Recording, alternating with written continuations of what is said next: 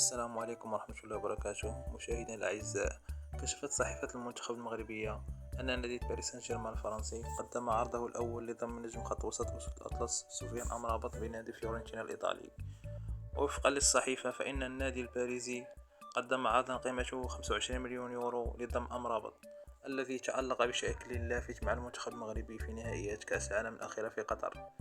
وساهم أمرابط الذي يدافع حاليا عن ألوان نادي فيورنتينا في بلوغ منتخب المغرب في مونديال قطر دور نصف النهائي لأول مرة في تاريخه وتاريخ كرة القدم المغربية والعربية والإفريقية.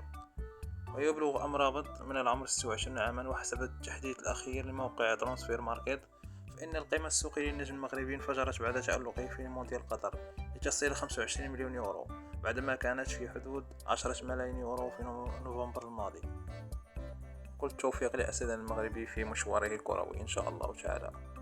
كما بات الدولي المغربي ياسين بونو حارس مرمى إشبيلية الإسباني مطلوبا في نادي مانشستر يونايتد الإنجليزي. وكشفت تقارير إعلامية إسبانية أن الهولندي إريك تين هاغ مدرب مانشستر يونايتد يرغب في ضم بونو إلى فريقه ليكون منافسا للحارس الأول للفريق دخيا بعد المستويات الكبيرة التي بصم عليها حارس مرمى أسود أطلس. ومعلوم أن ياسين بونو تألق بشكل كبير مع أسود أطلس في مونديال قطر، وساهم بشكل كبير في احتلال المغرب المركز الرابع في كأس العالم. كل التوفيق لأسدنا الأطلسي في وجهته المقبلة إن شاء الله تعالى.